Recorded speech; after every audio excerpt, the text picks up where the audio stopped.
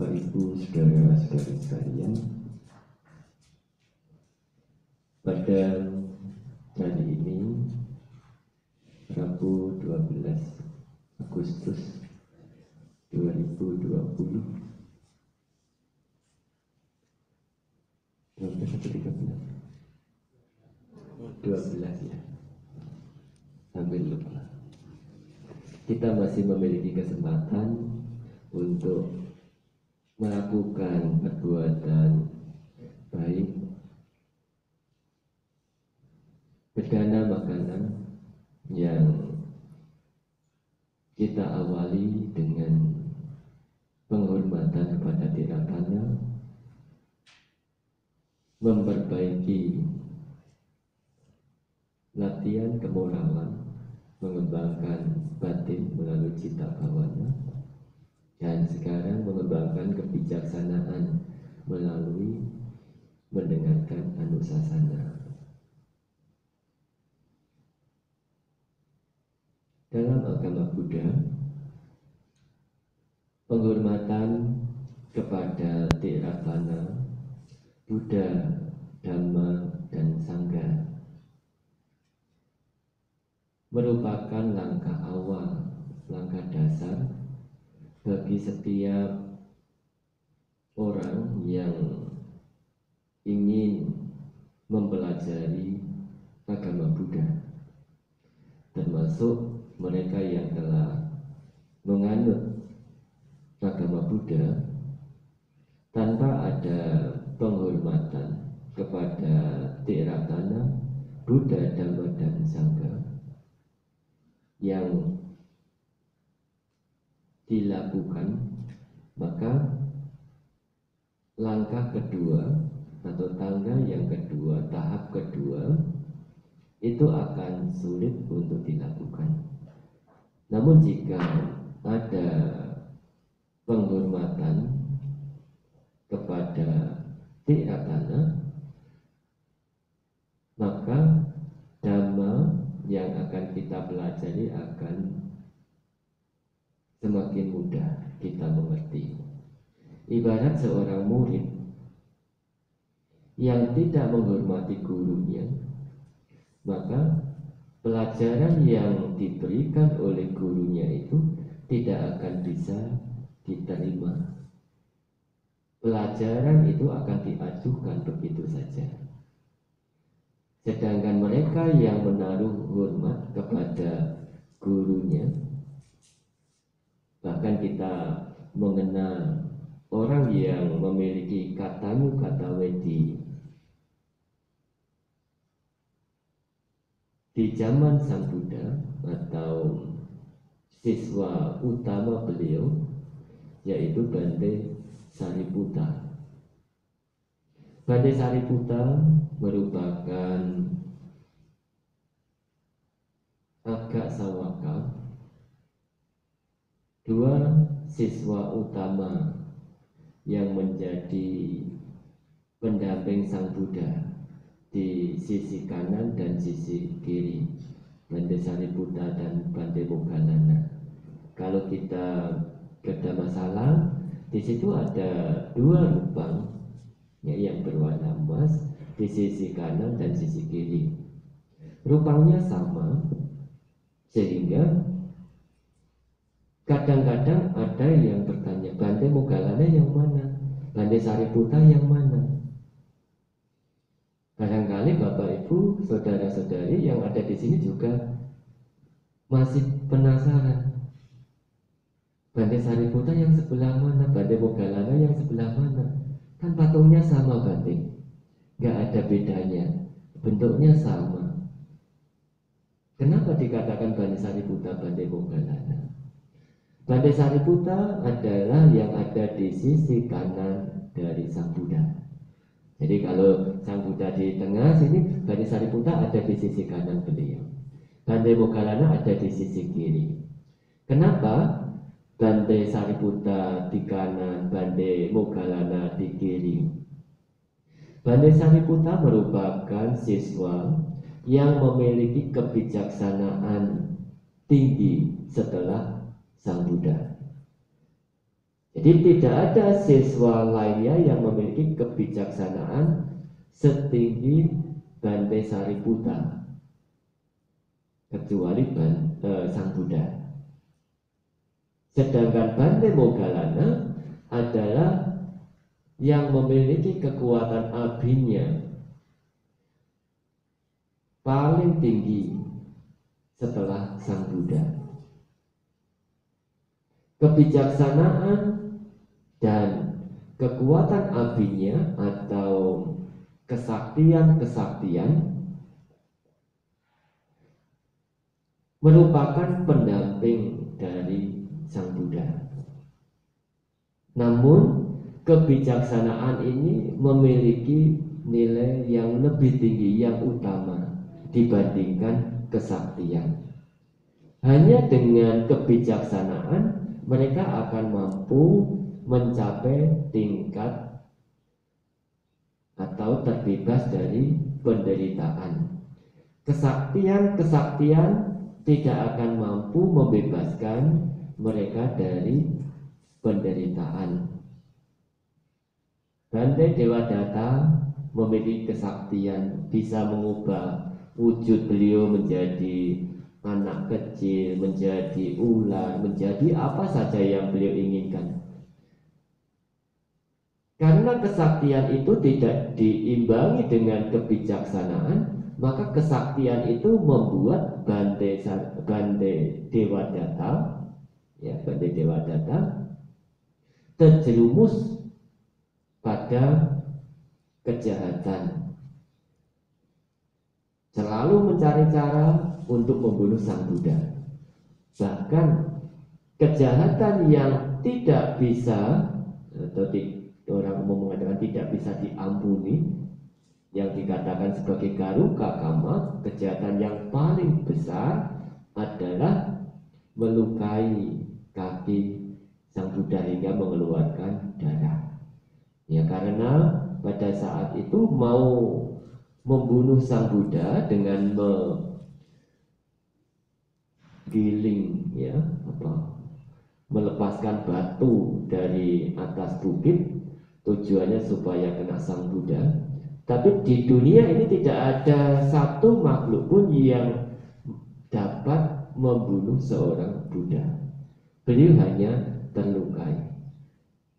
Akibat dari terlukai oleh batu yang dijatuhkan oleh Bante Dewadatta itu, maka sekarang beliau lahir di alam neraka Aweji, neraka yang digunakan atau merupakan tempat tinggal dari mereka yang melakukan Garuka Kama, membunuh ayah, membunuh ibu, membunuh arahat, melukai seorang Buddha, dan memecah belah sangga. 5 perbuatan inilah yang akan menempati neraka Aweji. Jadi neraka Aweji itu apa? Kedengarannya namanya enak, bagus. Ya. Neraka Aweji ini merupakan neraka yang paling dasar. Ya. Orang mengatakan jadi keraknya neraka. Bisa ke sana akibat 5 perbuatan ini. Membunuh ayah, membunuh ibu, membunuh arahat, melukai seorang Buddha, dan memecah belah sangga. Nah, Bante Sariputta kembali ditempatkan di sebelah kanan karena memiliki kebijaksanaan yang tinggi setelah Sang Buddha. Sang Buddha menempatkan kebijaksanaan di tempat yang tertinggi. Bante Sariputta tidak memiliki kekuatan abhinya atau kesaktian-kesaktian. Bante Moggallana memiliki kesaktian-kesaktian. Pada saat Sang Buddha mau membabarkan alam-alam peta, meskipun beliau tahu, tapi sebelum ada yang membuktikan, beliau tidak membabarkan atau menceritakan alam-alam itu.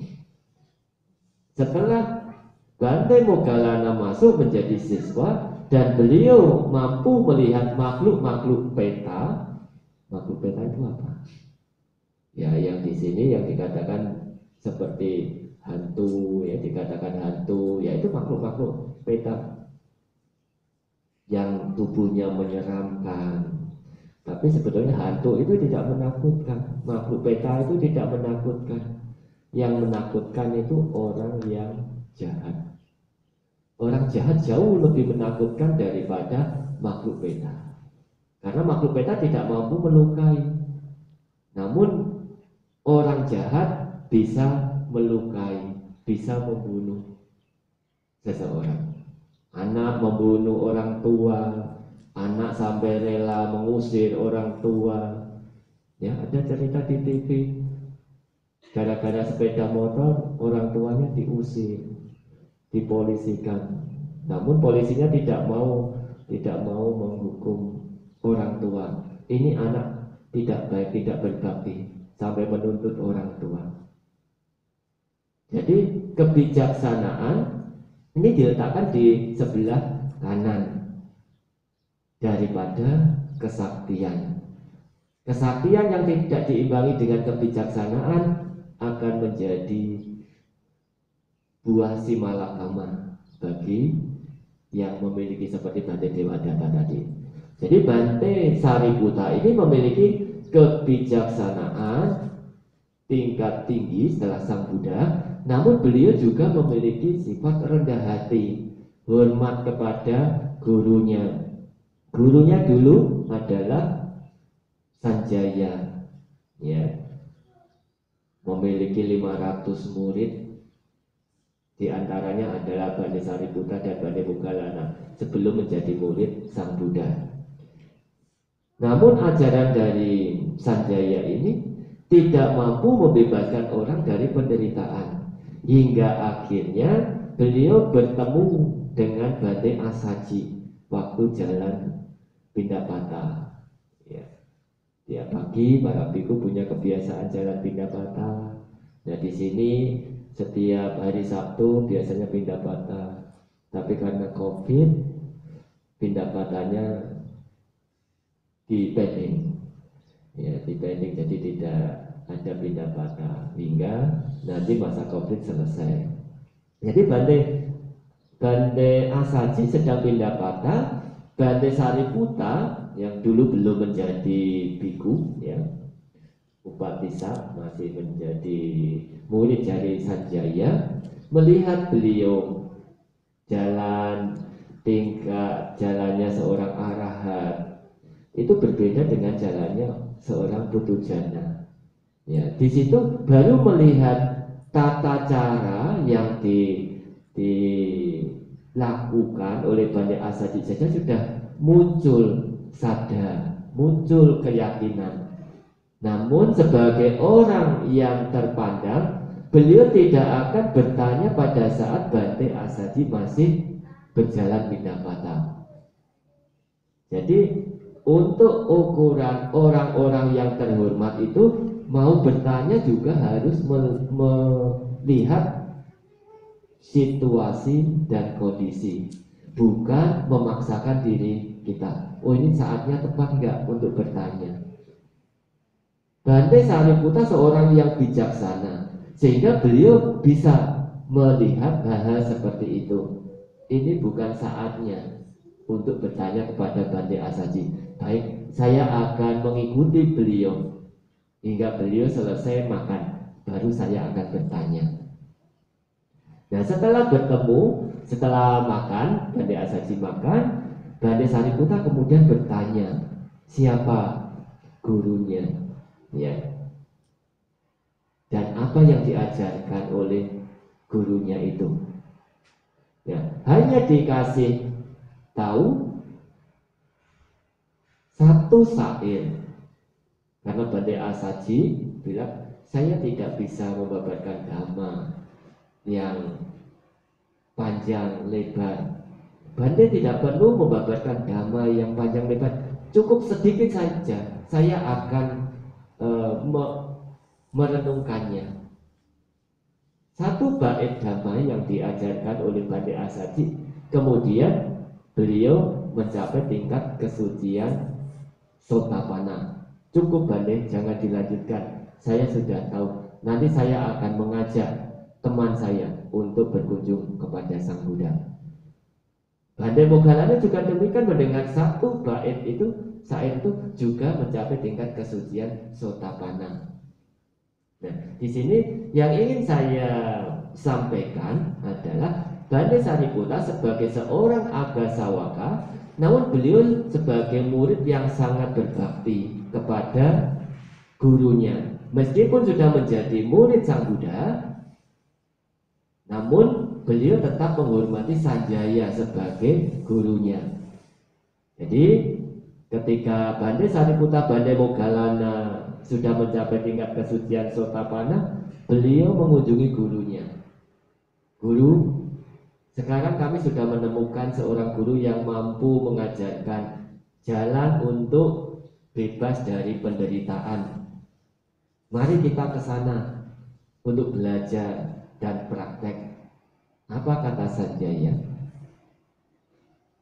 Sanjaya bertanya, Upatissa atau Sariputta, di dunia ini mana yang lebih banyak, orang bodoh atau orang pandai? Kemudian dijawab, orang bodoh lebih banyak, guru. Kalau begitu, yang pandai ikut Sang Buddha, yang bodoh ikut saya. Ya, jadi yang bodoh-bodoh ikut Sanjaya, yang pandai-pandai ikut Sang Buddha. Belajar agama Buddha bagi mereka yang tidak bijaksana akan susah untuk mengerti, karena memerlukan kebijaksanaan. Tanpa kebijaksanaan, belajar agama Buddha hanya belajar secara teori, bukan belajar praktek. Namun sebagai orang yang bijaksana, belajar satu bait itu sudah bisa mengubah pola pikir atau cara berpikir, karakter, tingkah laku. Ya. Jadi belajar sedikit akan bermanfaat, lebih bermanfaat daripada belajar banyak tapi tidak mempraktekkan. Belajar sedikit kita praktek, belajar banyak tidak praktek, belajar sedikit itu akan mendapat manfaat lebih banyak. Jadi Bante Sariputta adalah seorang murid yang sangat berbakti, menghormat gurunya yang dulu, juga gurunya yang sekarang. Gurunya yang sekarang siapa selain Sang Buddha? Bante Asaji. Gurunya yang dulu adalah Sanjaya. Gurunya yang sekarang selain Sang Buddha adalah Bante Asaji. Karena dari beliau Bante Sariputta mencapai tingkat kesucian Sotapanna. Apa yang dilakukan beliau sebelum tidur? Beliau selalu mencari tahu Bante Asaji sekarang berada di mana. Kalau berada di timur, maka beliau akan menghadap timur, ya. Kepalanya akan diletakkan ke arah timur. Kalau beliau Bante Asaji ada di arah utara, beliau Bante Sariputta akan meletakkan kepalanya sebelum tidur itu ke arah utara dan seterusnya. Jadi di mana Bante Asaji, arah mana Bante Asaji itu ada, di tempat mana, maka kepala beliau akan diarahkan ke sana. Jadi bukan masalah berkah atau tidak. Kalau tidur kepalanya harus dihadapkan ke sini, nah, misalnya, bukan. Bahkan ada teman-temannya Bante Sariputta itu yang menganggap sekarang Bante Sariputta sudah memiliki tingkah laku aneh. Setiap tidur arahnya berbeda-beda. Yang tidak tahu mengatakan demikian, tapi yang tahu karena Bante Sariputta ingin menghormati gurunya itu. Meskipun beliau adalah murid Sang Buddha, tapi yang menyebabkan beliau mencapai tingkat kesucian Sotapanna adalah Bante Asaji. Maka beliau selalu menghormati Bante Asaji. Ini penghormatan yang dilakukan oleh Agasawaka, yaitu Bante Sariputta sebagai Dhamma Senapati. Beliau sebagai panglima Dhamma dari Sang Buddha yang berada di sebelah kanan, memiliki tingkat kebijaksanaan tinggi setelah Sang Buddha, memiliki kerendahan hatian, mau menghormat guru beliau.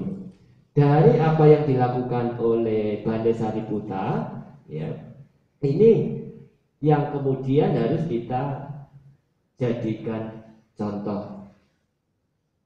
Selain Sang Buddha, kalau Sang Buddha bagaimana? Sang Buddha rasa hormat kepada gurunya, katanya kata wedi kepada gurunya juga sangat luar biasa. Setelah beliau mencapai penerangan sempurna, beliau mencari gurunya dulu, Alara Kalama Udakarama Buddha.